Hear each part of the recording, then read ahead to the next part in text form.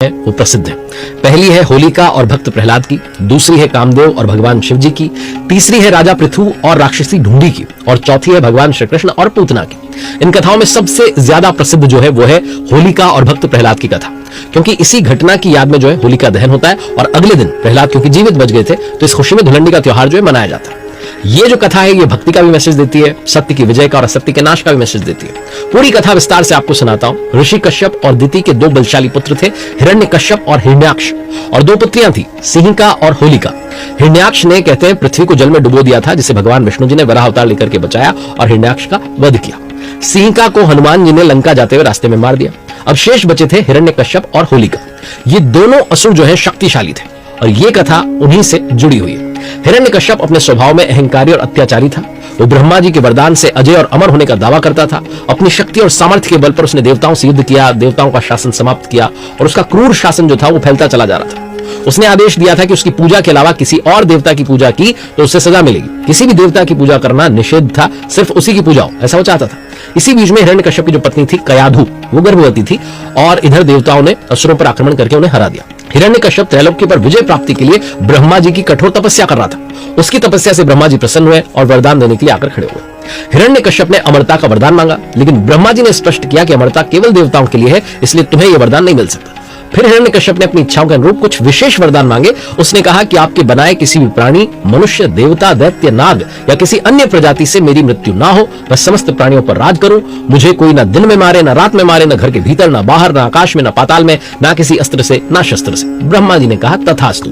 और ये जो विशेष इच्छाएं थी, इससे एक प्रकार की अमरता जो थी हिरण्यकश्यप को मिल गई। जैसा मैंने बताया कि कयाधु गर्भवती थी, देवों ने असुरों पर आक्रमण किया था। इस बीच में देवऋषि नारद ने इंद्र से कयाधु को छोड़ने का उपदेश दिया और महर्षि के आश्रम में उन्हें छोड़ दिया। महर्षि नारद ने कयाधु को विष्णु भक्ति और भागवत ज्ञान दिया, जिसके प्रभाव से जो गर्भ में पल रहा पुत्र था प्रहलाद, वो भगवान विष्णु का परम भक्त बन गया। कयाधु के गर्भ में पल रहे प्रहलाद ने देवताओं और भगवान विष्णु के प्रति अत्यधिक श्रद्धा और भक्ति का भाव पाया। हिरण्यकश्यप को पता नहीं था कि उसका पुत्र प्रहलाद जो है वो भगवान विष्णु का भक्त बन गया। जब प्रहलाद का जन्म हुआ तो वो हर समय भगवान विष्णु के मंत्रों का उच्चारण करता था, उनका स्मरण करता था। ये देख करके हिरण्यकश्यप को क्रोध आ गया।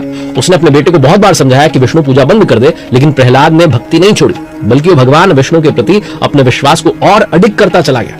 हिरण्यकश्यप ने बहुत प्रयास किए, विष देने का प्रयास किया, तलवारों से घाव किया, हाथियों के पैरों तले को चलवाने की कोशिश की, लेकिन भगवान विष्णु की कृपा से प्रहलाद पर कभी कोई संकट ही नहीं आया। इन सब प्रयासों के बाद भी प्रहलाद जीवित रहा, भगवान विष्णु की भक्ति करता रहा। हिरण्यकश्यप को चिंता हुई कि अगर ये जीवित रहा तो लोग जो है भगवान विष्णु की ही भक्ति करने लगेंगे। उसी समय हिरण्यकश्यप की बहन जो होलिका थी, उसने अपने भाई से कहा कि आप चिंता मत कीजिए, मैं प्रहलाद को गोदी में लेकर अग्नि में बैठ जाऊंगी, क्योंकि मुझे तो ब्रह्मा जी से वरदान मिला है कि मैं अग्नि में नहीं जल सकती। होलिका ने जो है अपने भाई को कन्विंस किया, भाई को बात जो है बताई और जो भाई का बेटा था यानी कि प्रहलाद, उसको अपनी गोदी में लेकर के अग्नि में बैठ दिया। लेकिन होलिका ये भूल गई कि जो सद्वृत्ति वाले मानव हैं उनका वो अहित नहीं कर सकती थी। ये कंडीशन अप्लाई वाला वरदान था।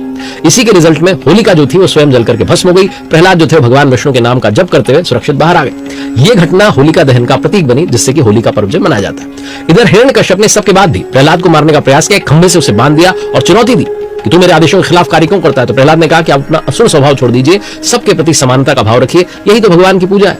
इस पर हिरण्यकश्यप ने सोचा कि खंभे को ही मार देते हैं, ये कह रहा है ना कि कण कण में भगवान है। उसी समय उस खंभे से भगवान नृसिंह अवतार प्रकट हुए। भगवान नृसिंह का जो रूप था वो अत्यंत भयंकर था। सिंह का सिर था, मानव का शरीर था। भगवान नृसिंह ने हिरण्यकश्यप को संध्या के समय, न दिन में न रात में, घर के बाहर न भीतर, जो घर का दरवाजा होता है वहां, अपनी जांघों पर, न भूमि पर, न आकाश में, न पाताल में, वहां पकड़कर उसे बैठाकर उसके कलेजे को नाखूनों से फाड़ डाला। नृसिंह भगवान ने हिरण्यकश्यप के हजारों सैनिकों को अपनी शक्ति से नष्ट कर दिया। इसके बाद प्रहलाद ने भगवान नृसिंह की पूजा की। उनके राज तिलक के बाद प्रहलाद के भगवान नृसिंह वहां से अंतर्ध्यान हो गए। ये जो कथा है ये प्रहलाद की अडिग भक्ति की, भगवान विष्णु की कृपा की और असत्य के नाश की कथा है।